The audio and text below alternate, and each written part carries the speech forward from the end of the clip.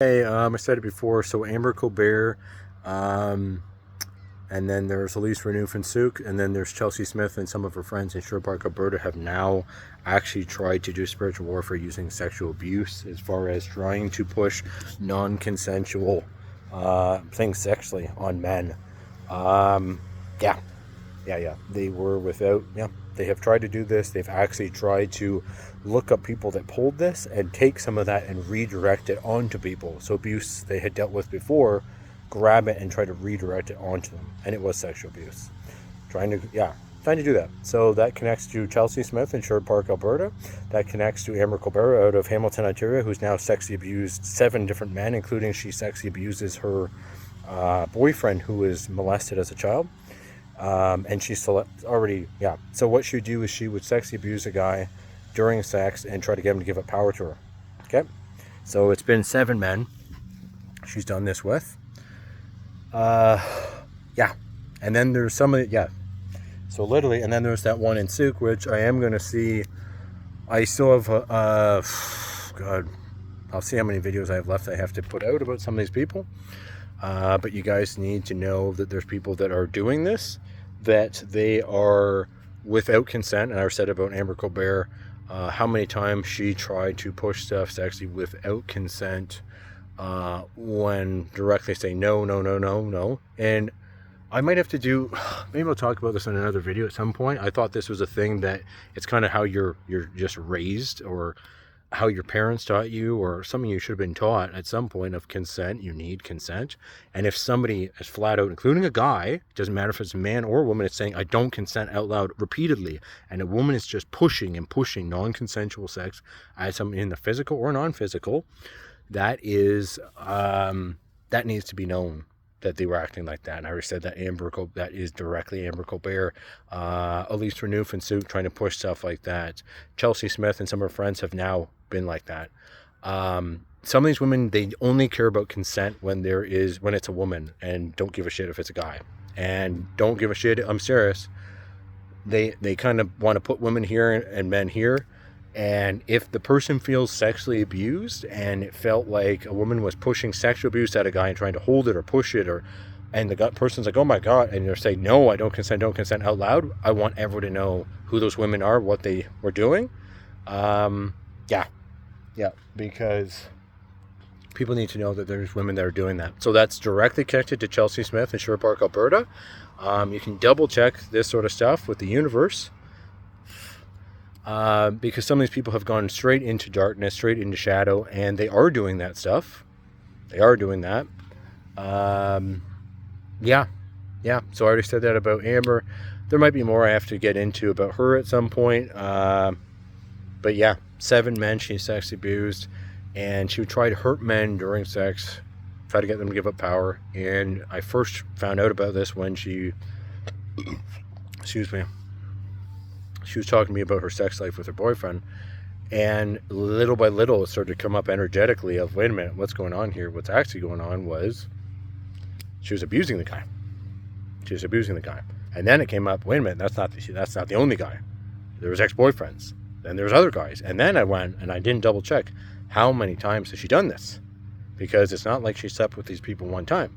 It's not like she slept with her boyfriend one time. And then on top of that, I've seen her do this manipulation of the heart chakra, sacral chakra, kundalini, including through the back and the foot, and then try to manage. So I'm sure, and I have not double checked yet, when she pushed this towards him, what would have happened after that? Chances are I'm not going to just go ahead and assume it, but heart manipulation, sacral manipulation, kundalini manipulation, trying to get men to tolerate abuse.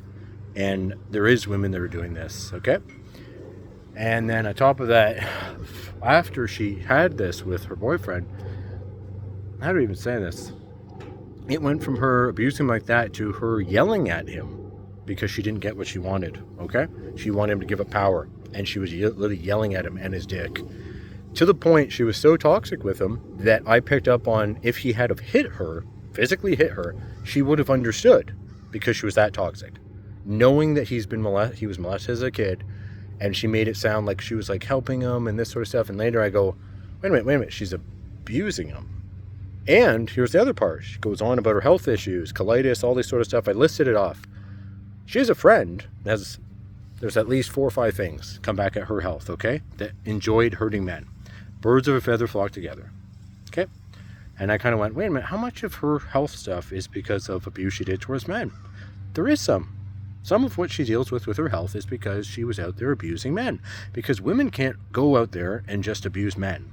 Whether it's in the physical, the non-physical, mental, emotional, spiritual, all sorts of stuff. This is the stuff that people are doing, that women are pulling towards men, that needs to come up so people can know that's actually happening.